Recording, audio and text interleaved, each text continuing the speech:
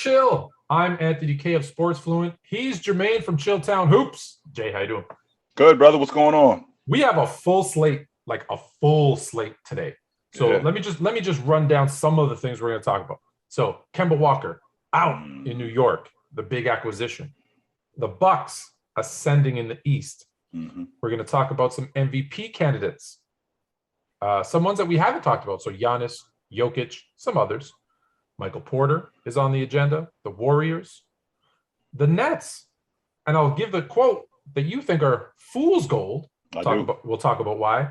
But as always, I don't want to say that we're going to go back because we do tend to go back with our first segment. However, this is probably going to bring the past into the future. When we talk about the greatest players of all time, I always struggle, and I know you do too, when we're talking about guards. Because people always ask, well, who are the top 5 point guards of all time? Who are the top 5 shooting guards of all time?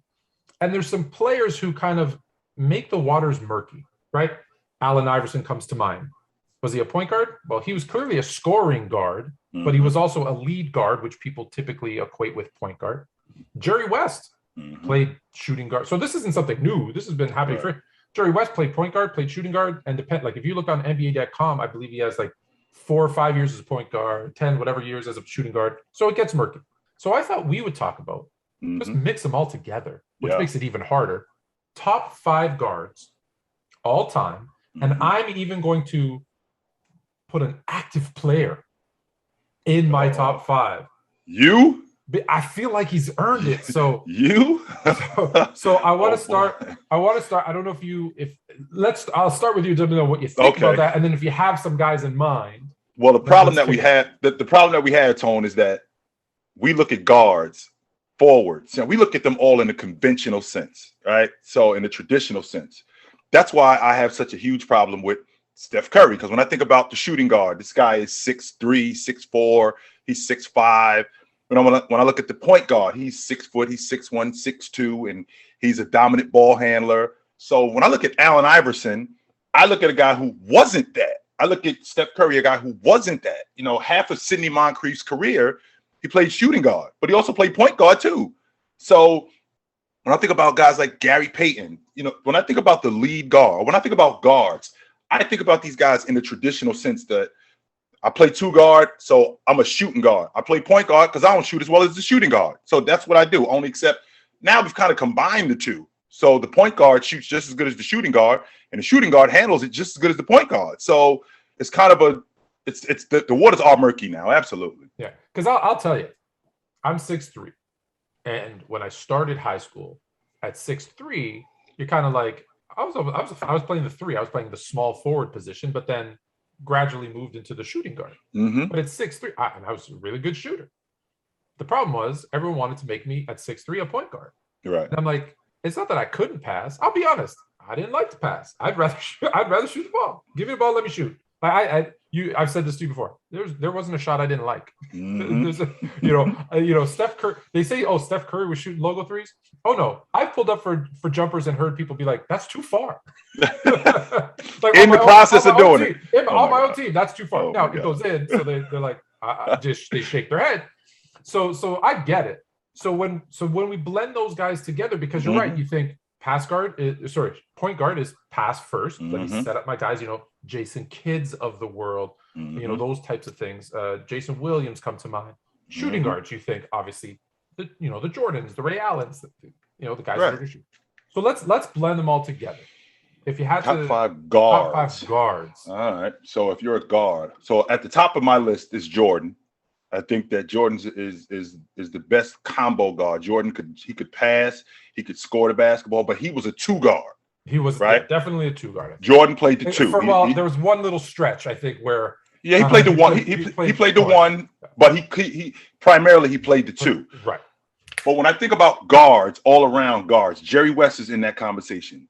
Steph Curry is at the top of that list in terms of a combo guard. Him and Allen Iverson are absolutely on that list, because these guys, in terms of offensive guys, because Steph Curry is just so different in the aspect of his ability to score the basketball, his ability to handle the basketball. The reason why he's not the a guard, a point guard in the traditional sense, is because of that offense. I think you and I have had this conversation where Steve Kerr, all he did with that offense is just upgrade. It looked like the triangle offense to me, just upgraded. Yeah. And Allen was definitely ball dominant, but Allen was also a playmaker too. So he was more of a scorer than a passer, but he also could be a great playmaker. So he was definitely a combo guard. He wasn't a point guard and he wasn't a two guard neither. So those four guys, when I think about those guys, and then I got to have a guy in there, who you have to be good on both sides of the basketball. So I already got Jordan in there. Gary Payton was awesome as well. But if I had to pick one guy in terms of a guard, it's Magic. Okay. Absolutely. So see how hard it is when you mix it, because I find it interesting because you had mentioned like in that triangle offense, which the Warriors run somewhat of that.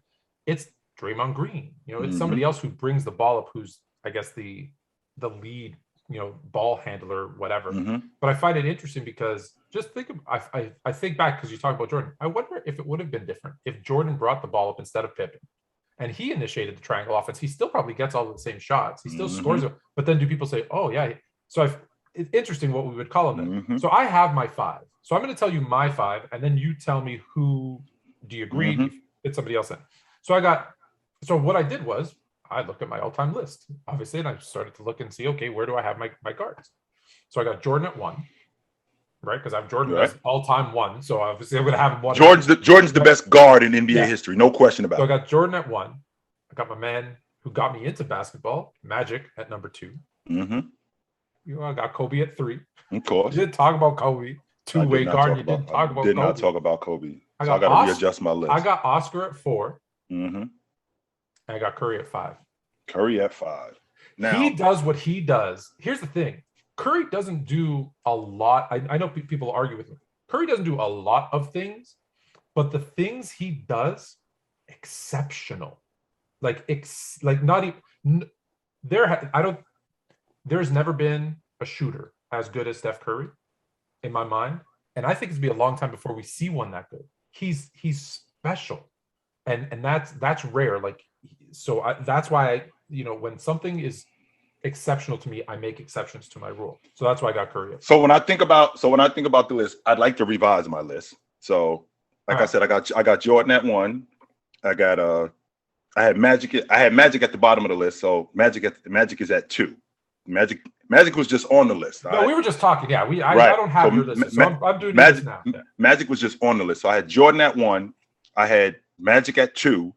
I think Curry is absolutely on that list. Now, when I think about combo guards, I think Steph Curry is one of the best guards ever because of how different his game is. Like you just mentioned, talking about how great he is as a shooter. The next guy behind him, I don't think we've met him yet, Tone. I don't think exactly. I don't think we've met that guy yet. I think it's gonna be a minute before we see that guy who is that good. That's why, like when we had the Jordan James debate, you just talked about how Curry, he's not good at a lot of things, but the stuff that he is good at, forget it. Nobody else is that good at that. So when I think about, guards, I'm a huge Oscar Robertson guy as a big guard. But I don't know why Gary Payton is coming to him and Stockton are coming to mind for me. They just are. They just stay on my mind. Gary Payton and Stockton, because I'm thinking about guys running my unit. So I think about Magic. And then when I think about after them two, I think about Gary Payton and I think about Stockton. But I can only pick 5, though. That's 7. That's not going to work. Somebody's got to come off. No, that's not going to work. Yeah, in your first, you were talking about West and Iverson. Right, I'm talking about I only got 5 guys. That's like 8 guys. So, all right, pick 5 guys, Jermaine. 5 guys, Tone. Jordan, Magic.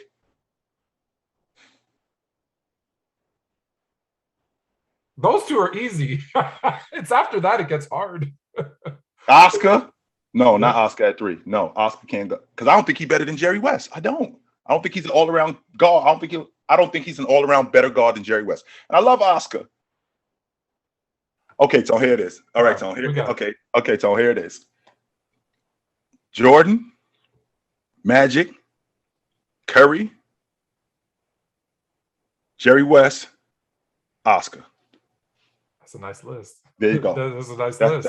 That's my 5 right there. All right. So if you haven't already, hit the subscribe button, and then in the comments, tell us who your 5 are, because I want to know. Because listen, the thing I love about this, people are going to say you're crazy or I'm crazy or we're all crazy. It's so subjective. So you get to pick whichever 5 you want, and you can't be wrong. It's beautiful. Oscar Robertson went 30, 10, and 9 for 8 years. Come on, give me a break. He gets no love. You know who else gets no love? John Stockton. I've been trying to hype up John Stockton as much as I can over the last few weeks. So much so that I've been saying, listen, I pick him over Dwayne Wade career. Mm-hmm. And I always say this, career, because here's the thing. Dwayne Wade's peak, right? This is Dwayne Wade's career. It peaks and then it drops. Right?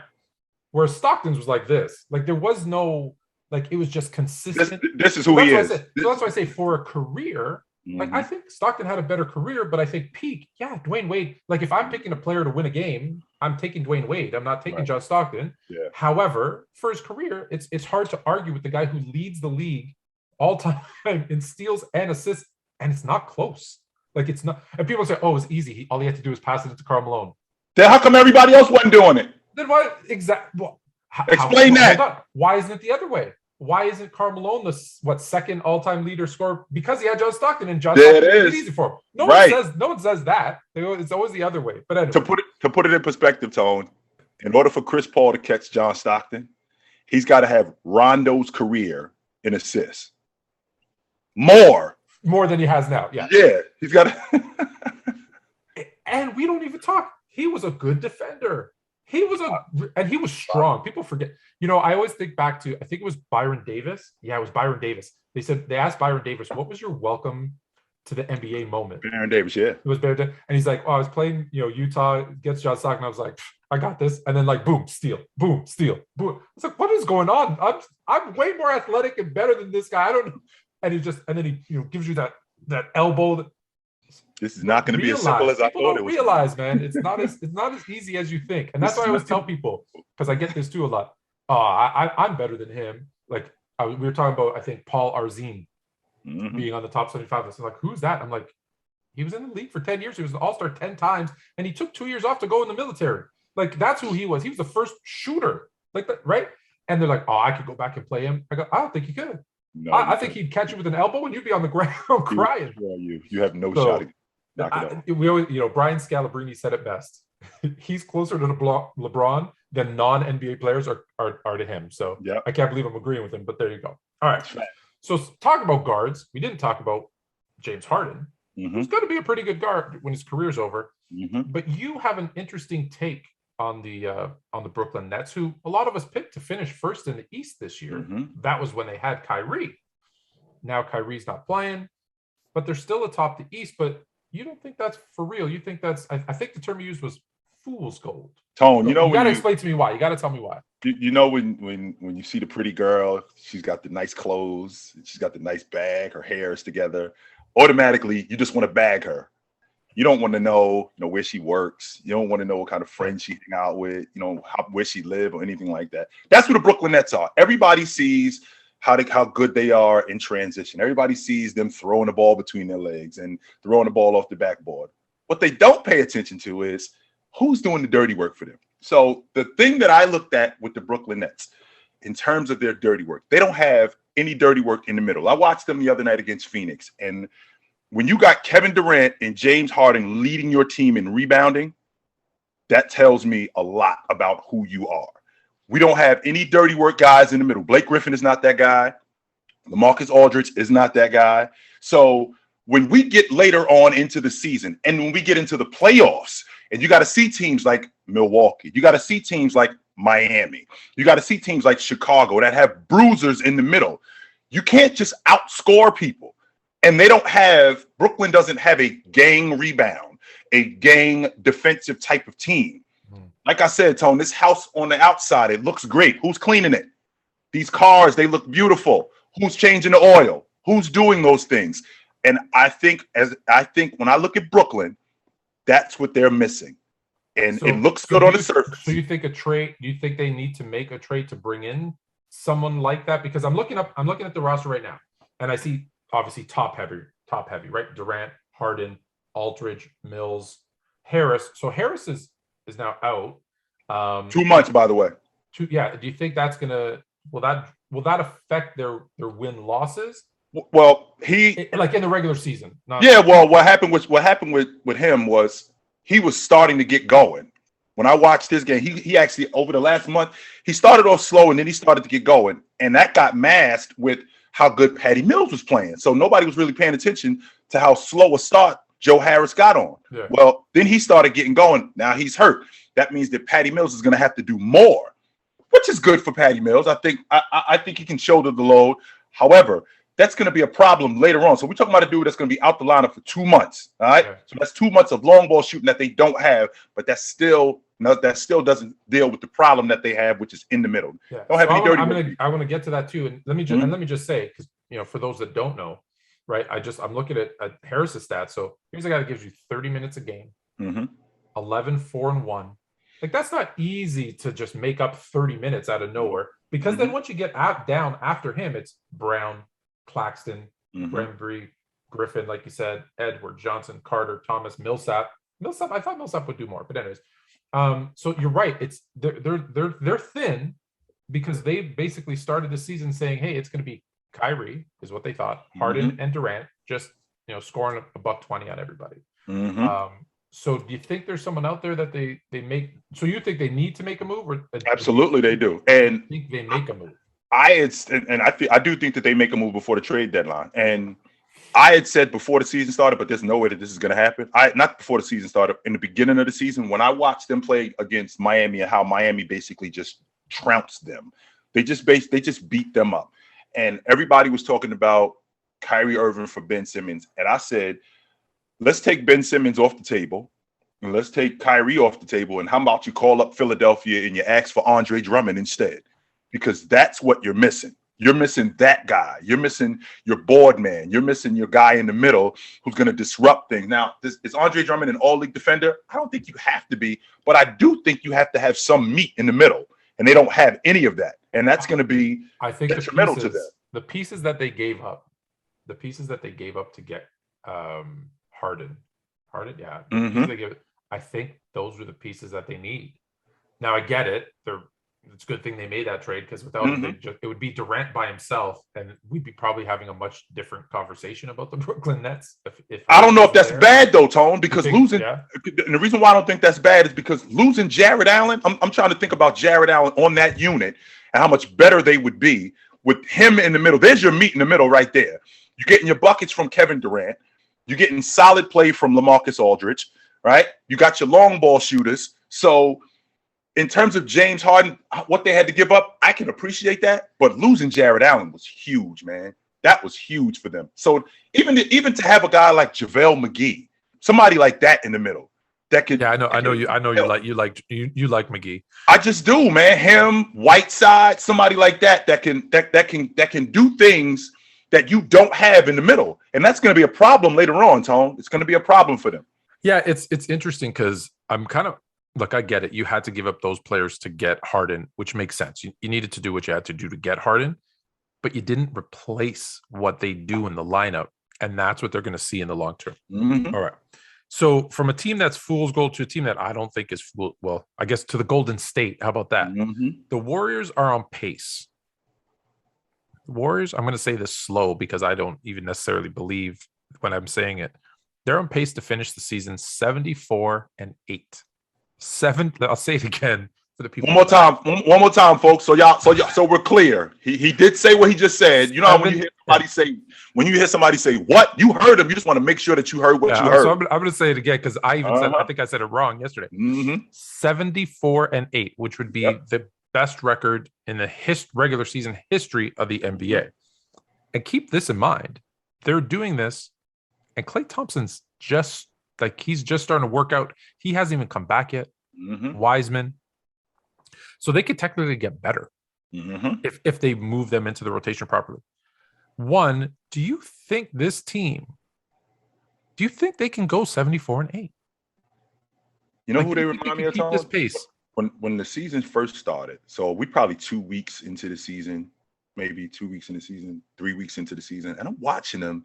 and I'm getting flashbacks of that 14-15 team. That's who they look like to me. They look like that team that was gritty, that played defense, that sped the game up, that controlled the pace. Steph looks very much like that guy from 14-15, except the smarter version of that.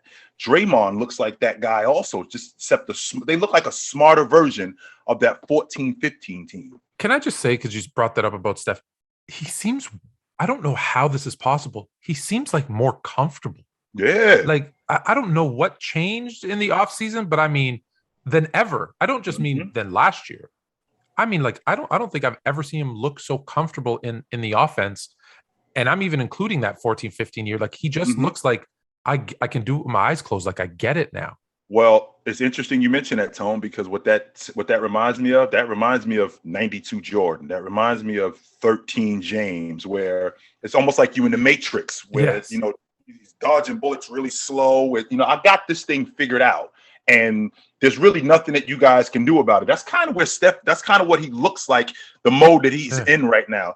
When we talk about that 14-15 team, I think he was in year 6. So he was still trying to figure it out. You know, he was still becoming Steph Curry. At this point, he is who he is, and he can do whatever he needs to do, get wherever he needs to go at any point. And that's just who he is right now. He's comfortable with that. So they got a matchup for those of you that, well, this comes out on Wednesday. So the matchup will be done by the time people are seeing this. However, they're going to play the Phoenix Suns. And we've already made our picks. We don't have to do all that, but I think that is going to be a really good measuring stick for both teams. Yeah. So we'll come back next week and talk about what happened in that game. So we're going to go from the top of that division or the conference to not the bottom, but kind of the bottom of the playoffs. The 10-10 Denver Nuggets. Listen, I was going to lie and say I don't like saying I told you so, but that's a lie. I love saying I told you so. So when Denver signed Michael Porter Jr. to the 5-year, $172 million max contract. 170. Tone, try again. Was it not 172? Am I wrong? Keep going up. Is it higher? How much keep is going it? Up, Tone. Keep going up. Don't stop at 170. That's not enough. Is it 200? How much is it? There we go. Now we talking. Now we talking. Right. When they signed him to the 5-year max, you guys figure out the numbers. I was like, they're crazy. I did not. Look, I saw a talented player, but that's not a max money player in my mind ever. And now he's gone for the season. And when I said to you, you know, I said injuries, listen, you can't predict injuries, but even if he was healthy, I just don't see him as a max money player. And you said, well, was it unforeseen? So tell me what you mean. Why do you feel like you saw that injury coming? Well, when he was coming out of college, what was the rap on him? He dropped the number 14 in the draft. It wasn't because in terms of his talent. We all knew how good he was when he played at Missouri. Why did he only play 3 games? He didn't only play 3 games to preserve himself. He played 3 games because he had back surgery. So this isn't something that was new. We knew that he had a back problem. And they thought that if we could manage it, he'd be fine. Well, he comes into the league and he's actually really good. He reminded me of maybe a bigger. I saw a lot of Reggie Miller and Derek McKee in him. Okay. That's who he reminded me of. So I'm thinking, if this dude can play some defense, I think that he could be really good. And if he can rebound a little bit more, I think he would be really good. But then I find out that, we have a reoccurring back injury. Well, I'm not surprised. And the reason why I'm not surprised is because we had this issue a couple years ago, and now it's just reoccurring. And it's not something that's going to go away. So don't be surprised if in 2 years or if in 3 years we have this problem again. This is a reoccurring issue. Now, ask Larry Bird about when you have back issues. Absolutely. It could end your career pretty quick. Absolutely. It doesn't take. In Bird, it was like 86, 85. Yeah, 85. He ended up playing 7 more years, and he was really good. But, this in MPJ, I don't even think he's 25 yet. I think he's like 22 or something like that. So this is going to be I think this is going to be a problem going forward. I hope it's not a big problem and he can still be solid. But I don't think he's ever going to be an elite player specifically because of this. Yeah. So I want to stay on his team because when we talk about MVPs, Steph's name obviously comes up. KD's name comes up. Last year's MVP doesn't come up. Jokic, I don't think I've heard anyone say Jokic is in the MVP conversation. Now, maybe that's because the team is 10-10. And you have to have we've talked about this. You have to have a top seed team to be in there. But most fans don't think like the NBA and say that you have to have a top tier team. They just look at play. So I want to throw some stuff out at you that you probably know, but maybe not everybody does. So Jokic for the Nuggets, he leads the team in points, rebounds, assists, steals, and blocks.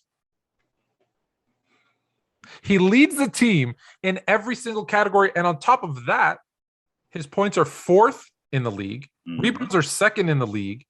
Assists are 15th, but only 2nd to non-guards behind Draymond Green. That's amazing. Yeah. And he's not even getting we all say he's really good, but he's the reigning MVP. Have you heard anyone have him in their MVP conversation? Nope, absolutely not. Has a player ever led their team in all 5 categories for an entire season and not been discussed in an MVP conversation? Nope. The last guy who was close to doing that was the 1994 version of Scottie Pippen. He led the Bulls in points. Assists, steals, and he was 2nd on the team in rebounds and blocks. That was it. But when I think about Joker, the only problem that we have is the same problem that the Golden State Warriors had last year. They weren't very good. If they were in the top 3 in the league, this wouldn't be a conversation, Tone. Even as good as Steph Curry is playing, right? Yeah. As good as Steph Curry is playing right now, because we have to distinguish between playing the best and being the best player. Steph Curry is playing the best right now. 100%. If we were at the end of the season and Denver was in the top 3, if we got a guy that's 26, 13, and almost in a block, and his team is in 3rd place in the Western Conference, I think he wins the league MVP, and I think he wins it. I don't think he wins it going away, but I definitely think he wins it convincingly. We're at least having the conversation about it. We absolutely. Right. If we're not, then you definitely have a problem with this guy. If we're not having that conversation. So from the guy in the West to a guy in the East who's already won it twice. But you think? Listen, the Bucks. We had talks about the Bucks in week 1 and week 2. That we know they were injured. They were out of the playoffs in terms of the standings. And then last week, I think they were 7th. Well, guess what? Now they're 5th. Here we come. Yeah. It's interesting. Once everyone starts getting healthy, here they come. They start winning games. So they're in 5th. They've added now Boogie Cousins, which listen, this ain't the Boogie of old, but listen, he's 6 fouls. He's a big man. He can come in and give you some minutes. The Bucks ascension, does it bring Giannis back into the MVP conversation? Absolutely it does, Tone. Well, before the season started, I had them at the top of the Eastern Conference, and we now have guys getting healthy, right? Giannis is basically kept their head afloat until Middleton came back, until Drew Holiday came back. They still don't have Divinchenko in the lineup. And then once they get him sharp, Bobby Portis has been a welcoming addition to what they're doing, because I kept telling you know how I feel about dirty work guys. Yep. And you're not winning if you don't have dirty work guys. To lose PJ Tucker, I thought that was huge. But Bobby Portis has been really good for them, right?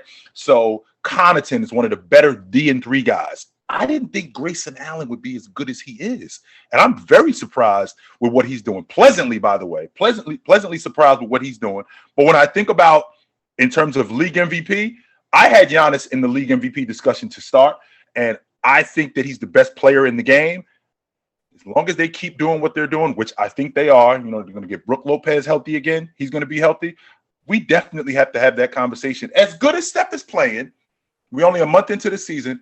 We definitely have to have that conversation with Giannis being the league MVP. We have to. Yeah. Listen, I think I said this a couple of times. I had Steph, KD, Giannis, because I knew that once they got healthy, they'd start winning games. But I'll say this to go back to a previous conversation.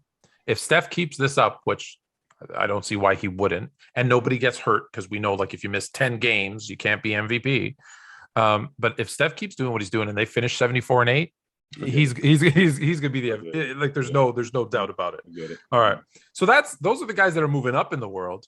So we're gonna be out with one more topic, because there's someone that I gotta tell you. When I saw this, I was shocked.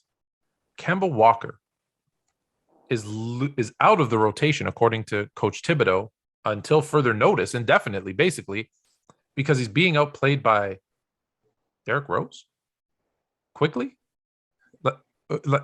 What? You're Kemba Walker. What happened? Well, you got to remember too, Tone. He was slowed by injury when you saw the dissension in Boston. The last 2 years he played there, he was going the other way. Right. We saw the dissension, and when he got traded to Oklahoma City and they ended up buying out his contract and he gets signed with the Knicks, the first thing I'm thinking is what can he bring to this unit? Because they already got scoring punches off the bench. Derrick Rose is solid. So whatever he brings to the unit is a bonus. They don't necessarily need him. So what is he going to bring? What is he going to give these guys that they don't already have? Or what is he going to give more of? Well, he doesn't defend. He's not a knockdown shooter, right? He's not an exceptional playmaker. So what is he going to do to just get minutes? Well, he's clearly played himself out of the lineup. And with what Boston is doing, not Boston, I'm sorry, with what the Knicks are doing, specifically defensively, because Tibbs is big on that. If you can't defend, Tone, then you're going to have a difficult time cracking his lineup. So I don't care. And it's bad enough he can't shoot the ball as well as he used to, but he's not defending either. So I'm trying to figure out how he's going to find himself back in the rotation. Yeah, and sorry, I also miss Alex Burks. So you got Burks, Rose, and Quickly all ahead of Walker at this point. Could he possibly get bought out again? I was just getting ready to say, Tone, but you beat me to it. I said, don't be surprised if he got cut. Do not be surprised. Don't be surprised if he got cut. Do not. That's not ridiculous to think that he could get cut. Can the Knicks listen? The Knicks are sitting in 7th right now, and I think we both had them in that bottom half of the playoff thing. Like I said, a lot of Knicks fans didn't like it when I said this was. I don't think they're going to have that same 4 or 5 seed as they did last year. Could they miss the playoffs? I don't know if they could miss the playoffs. I know it's early. I know it's early, but I had them at the 7th spot before the season started, Tone, and I do think that they're a playoff team. I think that they got a really good transition team. Julius Randle is the catalyst. He's the catalyst on their offense. I would really like to get more production out of Obi Toppin. I like Thomas Robinson, but I don't think with the Eastern Conference and how tough it is, I do think that they have enough to be in that bottom half. Like I said, Tone, I had them at 7 before the season started, and that's right where I had them at 7. Because Chicago, I had them at 8, and Chicago's definitely answered the bell of playing defense, so they've moved up. But I think that the Knicks, I think that they're going to be around that 7-8 spot. Yeah.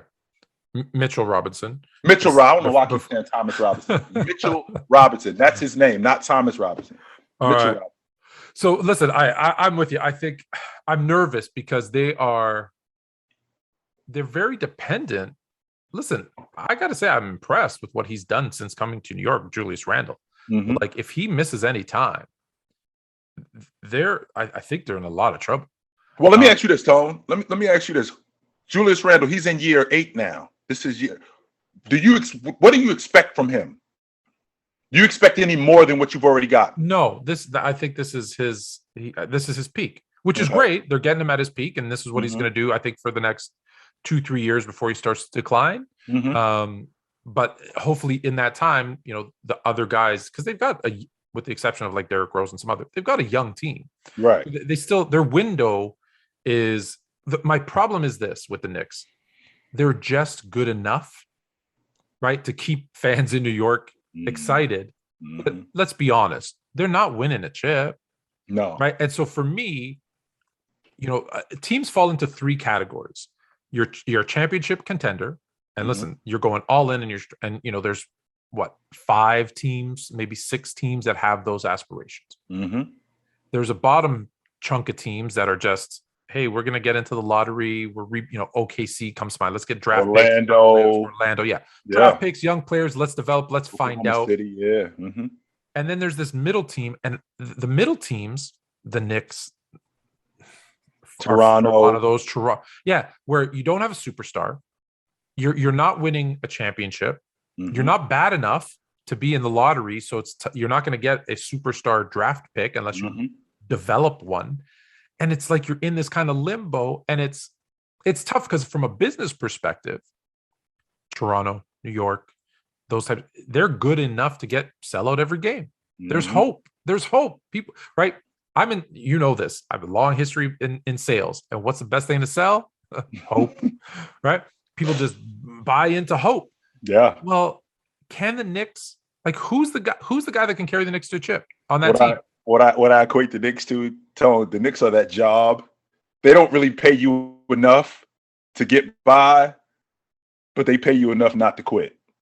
Right. Yeah. So like I still need to eat. I got to pay my rent. And so I got to keep going to work. But right. Because I'm just looking at it. Like, let's look at the East, right? Brooklyn, Chicago, Miami, the Bucks. Those four teams are probably saying, hey, we can come out of the East. Is Washington? No. I don't think so. Right? Charlotte, New York, Philadelphia's a surprise, but I can't even believe Cleveland, but Cleveland's the ninth, but Cleveland, Atlanta.